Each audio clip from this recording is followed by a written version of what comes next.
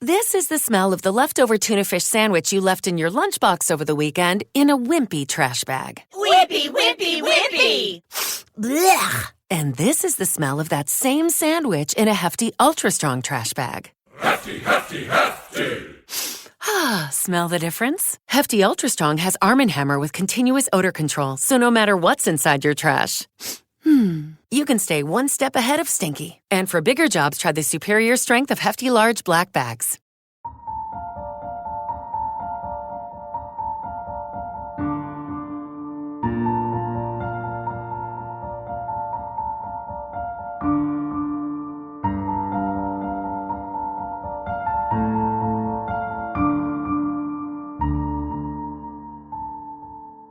Hello, everyone. Welcome to another episode of History You Didn't Know But Should. I'm Ray. And I'm Chris. And on this first episode of 2021, we're going to be talking about the FFA Camp at White Lake, North Carolina, the Future Farmers of America. And Chris, I think we got a lot of history that people will find very interesting. I know as I reviewed the information for this episode, a lot of things I did not know. Yeah, a lot of people who are familiar with Bladen County and this area are familiar with White Lake, a beautiful lake where people come down every summer and they enjoy the water, the fishing, the friendships. And, it's really interesting that the camp that's located on Highway 53 has such an important educational component to it that has affected many generations and is continuing to expand one's knowledge of education and excitement and also just appreciation of God's beautiful earth. And, I think it kind of goes back to probably the 1800s and the 1900s when we start thinking about schooling. And back then, schooling was seen as boring. It was out of touch with the real world. Education was all about book learning and very little about physical learning. It was read the classical texts of ancient Greece and Rome, but there was less actual viable hands-on everyday learning. I thought it was interesting. The Dean of Agriculture at Cornell University described curriculum at the time in this way. He said, the child lives in one world and goes to school in another world. And so what we start seeing is that there needed to be a form of education in which people started to have a better understanding of how to not just learn, but to apply their learning to that. Basically, what we start seeing is that individuals become more engaged in wanting to put book learning with hands-on learning. And I found it interesting with a particular statistic that was showing that very few students were staying in school past the 8th grade. In 1908 and 1909, of all the persons that were in school, 95% were in elementary school. Yeah. So think for a second that in 1908, you had 95% who were in elementary school and the rest had dropped out. And they had dropped out for many reasons, whether it was boring, it didn't mean anything, and people needed to work the land. They needed to have an understanding of farming and things of that nature. Yeah, I was going to say that at that time, especially in a southern state like North Carolina, that was then and still is today, mostly agriculture or largely agriculture. If people are going to the classroom and they're learning Latin or, the classic literature and stuff, that may be interesting. But for a lot of those people, that wasn't very practical. It didn't help them in their day-to-day lives, and they most of them weren't going to go on to be teachers and scholars and people like that. They were going to inherit the farm and the dairy, and they were going to work that for the rest of their lives. So the education they were receiving was, like you said, really disconnected from what they were doing then and what they would probably do for the rest of their lives. Yeah, and that actually led to people saying, okay, there needs to be something that is done about this. And so we start seeing groups of people start pulling together resources. There were individuals from the business world, the corporate world, the agriculture world. They all come together and they implore Congress to recognize the need for a national system of vocational education, or what we know of as today as CTE, educational resources in the high school. And so it's called the Smith-Hughes Act. And it comes about and basically begins to require schools to have hands-on application in federal funding to support the teaching of vocational education, to make education more authentic, hands-on. And this is where we have the establishment of organizations such as what we're talking about today, known as the FFA. Yeah, and in the early days after the Smith-Hughes Act in 1917, when they started trying to take field trips and going places, there were no camping facilities. There were no camps set up. We talk about the FFA camp at White Lake. There were none of those camps set up at this particular time. So a lot of times they spent most of their time observing and listening to various types of projects, experimental agricultural projects and other things, maybe hiking and fishing. But as far as camping out, they were literally camping outside on cement floors, wherever they could find it. So the need was there for something that, was more established, more established type camps for these kids to go to. Because what a lot of the leaders in the organization found, a lot of the teachers found, especially in the 1920s, was that camping was actually one of the most productive things they did with the kids, because that was a way they could actually connect with them and to get to know them and I guess pull them out of their shells a little bit. So they of course had a need for these camps to be developed. And in 1926, they began working here in North Carolina to develop some of those camps that would allow these classes to go places, stay overnight, learn, play games, and all that kind of thing in an organized, established camp. And it just so happened that North Carolina was on the forefront of really wanting to establish this vocational education. And in 1926, 1927, we see this group of people known as the Young Tar Heel Farmers Association, which works alongside of the state superintendent of public instruction and the state director of vocational education, saying, hey, I think we might know a really, really good place where students can come and they can experience hiking, camping, but also there's resources that are available where they can learn about the environment and how we can take care of the environment. And so they start this campsite, which is what's known as today as the FFA Center at White Lake. But what's interesting is that in 1928, that the site where these first students came wasn't where we know it today, but that it was across the street. It was across the street of Highway 53, and it was known as the Young Tar Heel Farmers Camp until 1930, when it became known as the White Lake FFA Camp. And if people, our listeners, aren't familiar with the geography of the area, the camp today is on the lake side, so it is on the lake front today. Back in 1928, when the first campers arrived at the original Young Tar Heel Farmers Association camp there at White Lake, it was across the street, more in a wooded area, more like an actual camp, where you go by sometimes on the road, you see a Boy Scout camp or something. A lot of times it's in a very rural wooded area. And it was very much like that originally. Of course, now it's right there on White Lake and it's a very open space now.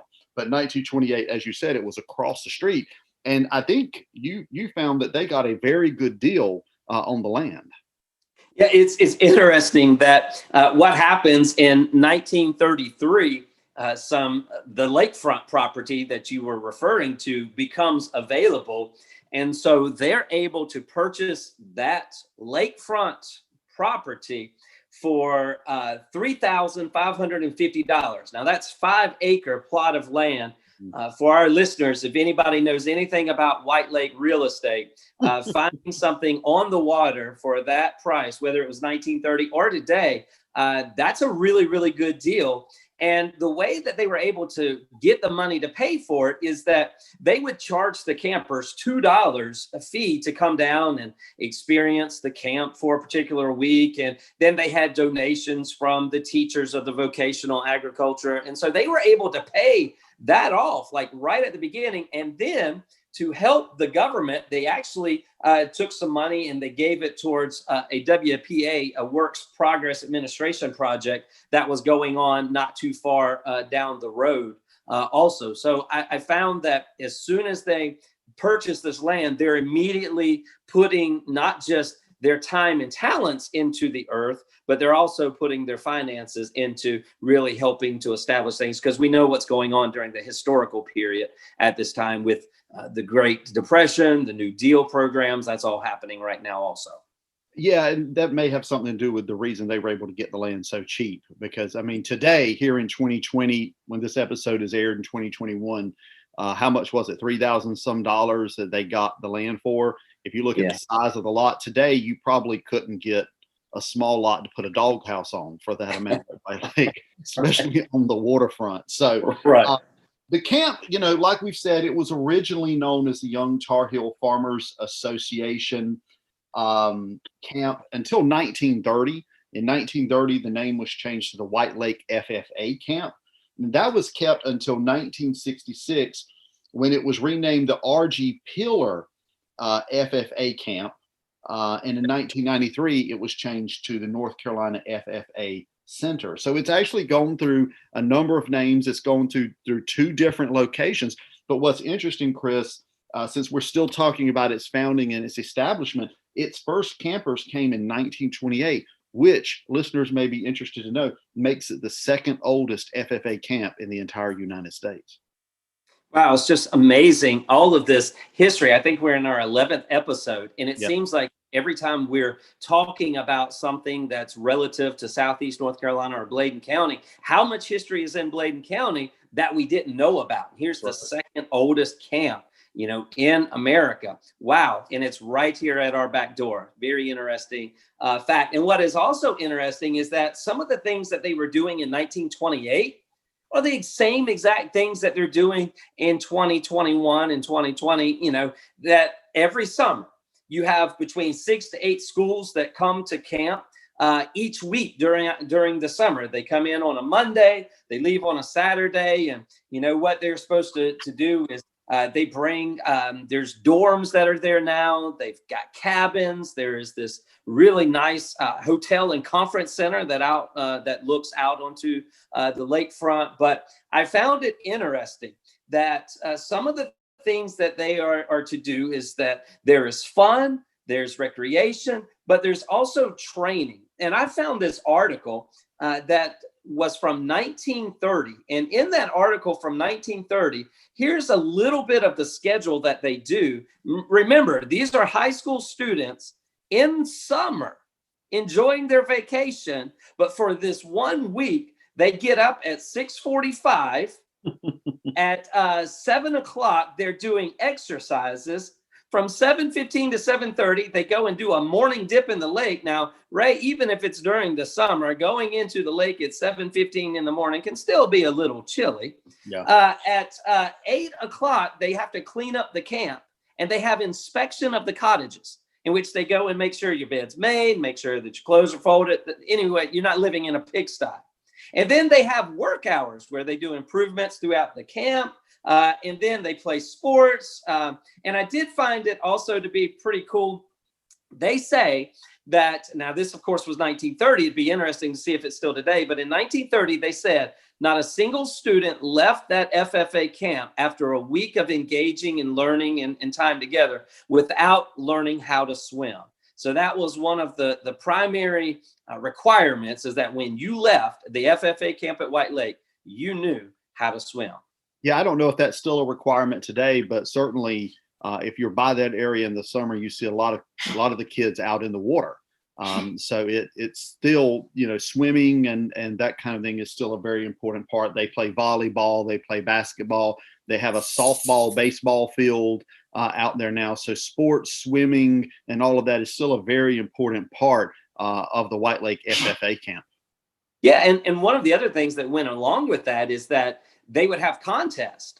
They would basically, it was a game, the spirit of cooperation, appreciation of good sportsmanship. You had the opportunity to meet different people from different schools, and also like you would receive points, like if your team won the volleyball and if your team won the softball, and so they would culminate all these points, and inside the conference center, they would put your school's name like on the wall. And if you were first place, your name went on the wall of fame, if you will, so that all the other schools that came in saw that, hey, this school, won first place during the week that they were here. And I think that all of these qualities that we're talking about the camp pretty much goes in accordance with the FFA's mission statement that really talks about what they are to live by. And the FFA motto says, learning to do, doing to learn,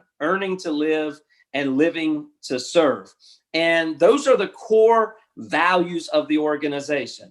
They understand that through learning to do, it's all about education, that you want to learn how to do different things. And then when you do to learn, that's that part that we were talking about earlier in the podcast, when people recognize the need to have learning that actually meant something, that you could actually apply that to your present day situation, but that you took that learning and you allowed it to help other people. So you didn't just keep it all for yourself, but everything that you're studying and then you're applying is designed to help people, whether it's through farming, whether it's through learning about the environment and about the earth and how it works. So I find that the FFA motto is a motto that we can all appreciate and that we can all benefit from. Yeah, it's a very something that applies to all different types of walks of life and different goals that people may have in their life, whether you're talking about the motto, the mission, or even the creed of the FFA camp. Going back a little bit to its history, Chris, is one thing that I found very interesting about the FFA camp goes back to World War II. Did you know in World War II, all three FFA camps in North Carolina were turned over to the United States Army for 2 years rent-free? Wow. And that's really important to know, especially during the war effort, but also looking at it in present day context.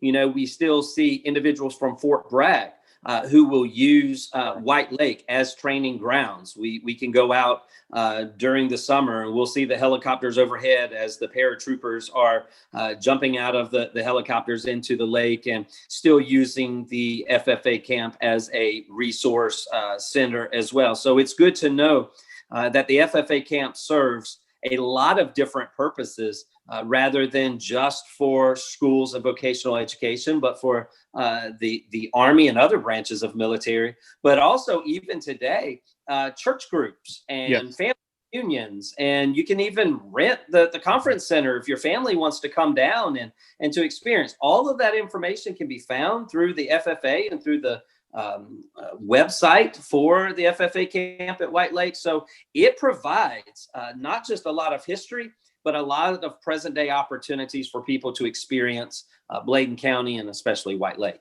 Another thing that makes the White Lake camp so unique is not just simply its age and that's the second oldest in the nation, it's World War II connections, but also since 1991, it's the only FFA camp in operation in North Carolina, I believe. All the others, the two others that were in operation before 1991 up into the 1970s at least, have shut down due to declining interest in those two other camps. Yeah, I wonder, if we think about it, and we see these school buses every summer with the buses coming in with the students who are participating in the various activities. But it would be interesting to know, how many people have actually used the FFA camp throughout the years. I would be curious, and maybe you found that information in your research. Yeah, actually, up until 2008, more than 400,000 students have participated in the programs. So since 1928 at the White Lake camp, specifically at the White Lake camp, over 150,000 students have attended the White Lake Camp itself. So it's 400,000 for the larger program, I guess the statewide program, and over 150,000 students just at the White Lake Camp alone. So that's a lot of people coming through that camp. And of course, they come through every single year. And I believe, apart from the years during World War II, and of course this past year with COVID-19, I believe those are the only years the camp has not received guests. And one thing that we have to keep in mind, we keep saying FFA, and of course, FFA being Future Farmers of America. Right. But really, when we say FFA, it's so much more than Future Farmers of America, that these individuals are taking classes in high school that are teaching them about more than just agriculture per se, but basically how to take care of the earth and how to appreciate the earth. And some of these individuals, stay into the farming field. They remain as some become horticulturists. You have some who deal with marine biology. But I think you were talking before the podcast that you had come aware of some other maybe celebrities who had participated in FFA, maybe not at the Camp Clearwater or camp at White Lake, although maybe they did. But who were some of the celebrities that were involved in FFA? Oh gosh, yes. There's a lot. Former President Jimmy Carter, of course, he was a part of it. Of course, he was in Georgia, but still, he was a part of the FFA. Rick Perry, former U.S. Secretary of Energy, former governor of Texas. He was actually a district FFA officer. But other people that you may know, in the entertainment industry specifically, Trace Atkins, Johnny Cash, Steve Ducey from Fox News, Don Henley, Toby Keith, Lyle Lovett, Tim McGraw, Willie Nelson, Jim Ross, who is an announcer for the WWE, Taylor Swift. We all know who Taylor Swift is. ASAP Rocky, John Mellencamp. I always know him as John Cougar Mellencamp, but I think he dropped the Cougar some years ago. But there's other people as well. Warren Buffett was a member of the FFA. Bo Jackson, a football and baseball athlete, and also Sterling Marlin of NASCAR fame was also part of the FFA when they were growing up. So there's so much for us to learn through the FFA camp here at White Lake, and just to give thanks and appreciation that way back when, that there were a group of individuals who were really insistent that education not just be about the book, but that education be about everyday learning. And I think that that's been manifested through the different ways that Congress, through the Smith-Hughes Act, and in North Carolina, creating the Young Tar Heel Farmers, which led to the Future Farmers of America. And then they created, this creed. And it's a very special creed that I believe, and I was not a part of FFA, but I remember students of mine who were in FFA, that this creed was something that they had to memorize, and they had to know it by heart, and they had to speak it. And not only did they have to speak it, but they had to really understand it. And, Ray, as we think about the history of the FFA camp at White Lake, and we think about those celebrities and others who have been a part of FFA, I think it's good to go back and just see a little bit about what that creed really says, because there's a message in it for all of us. It starts out by saying that it believes in the future of agriculture. And it says this, quote, "With a faith born not of words, but of deeds, achievements won by the present and past generations of agriculturists, and the promise of better days through better ways," end quote. And I don't know about you, but it is so important that we believe that we need to be people of faith, that faith that has action to the words that we speak, action to the things that we learn, and that we learn from those in the past, but that we're making our own legacy for others, that they will one day follow in those same footsteps. And it also talks about leadership.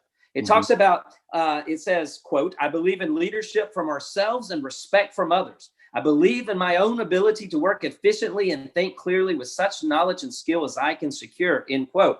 which once again is a reminder that education should be something that should be hands-on. You and I, being involved in education, know that we're wrestling with the ways that we talk about education these days and how our students are gathering the information in this whole online virtual learning. And I think that the FFA said it right in their creed, that it's got to be being able to think clearly, to develop knowledge to the very best of their abilities, and to try new things as they move forward.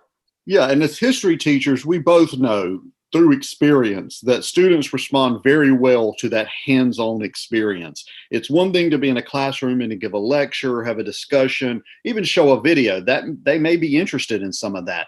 But it's a lot different when you actually take students, whether it's to the Battleship North Carolina or Tryon Palace or Moores Creek or Fort Fisher or any number of places in southeastern North Carolina or even throughout the state. Of course, Tryon Palace is up near New Bern. But it's a totally different thing when students get to be in the location. They get to put their hands on these objects and see these objects, see what people living on the Battleship North Carolina during World War II in the Pacific Theater, see what they saw, get a sense of what it was like, the claustrophobia, the smell of the ship, and all of those kind of things. It sort of brings history to life in a way that even a film or movie can't do. Yeah, and being that this is our first episode of 2021, and we're thankful that 2020 has now passed and that we've entered into a new year, which is going to be hopefully full of a lot different things that happened in 2020. But I think it is so appropriate that we use this first episode of 2021 to talk about the FFA camp here at White Lake. And I want to close in my part by just reiterating the final part of that FFA creed, because this is maybe the motto that all of us should use for 2021. And the last part of that creed says this. It says, I believe that American agriculture can and will hold true to the best traditions of our natural life. Here's the part that I'm interested in. And that, quote, I can exert an influence in my home and community, which will stand solid for my part in that inspiring task, end quote. These are interesting and uncertain days that are ahead for us. But if you and I are willing to exert our influence in our home, in our community, through our knowledge, through our willingness to learn, to find out things about history that we should know, but maybe we didn't, but to just go out there and learn and to do and to help others, I really think that we can really help instill a better national life. Absolutely. Absolutely. And from 2020, I was going to say it can only go up, but I never want to tempt the fate. So I think our listeners hopefully found this episode very interesting. I know I did. Thank you, Chris, for your insight on career technical education and the history of that type of education in North Carolina and in the country. I think it's so very important. A lot of times as college teachers, I think a lot of times college history teachers, we tend to sometimes focus so much on students who are getting degrees in history or degrees in English or whatever, and we forget that it's so absolutely essential that we have students who get degrees in HVAC and cosmetology and plumbing and all these things, because these agriculture as well, because these things are the foundation of our society. Without those degrees and without people with those skills, everything else just sort of falls in. So it's absolutely essential, that we have these hands-on programs and people that are able and willing to go into them, enjoy them, and be very good at them. I think it's so very important that we have that in this country as a foundation here. What was the TV show early 2000s, Dirty Jobs? Yeah. Some of these jobs are dirty jobs, but somebody has to do it. So anyway, go ahead. No, I was just going to say, new year, new episodes. I hope that people maybe will reach out to us through the various avenues of social media and let us know what are some things you want us to talk about in 2021. What's those questions that are burning within you about things about history that you wish you might know, but you didn't?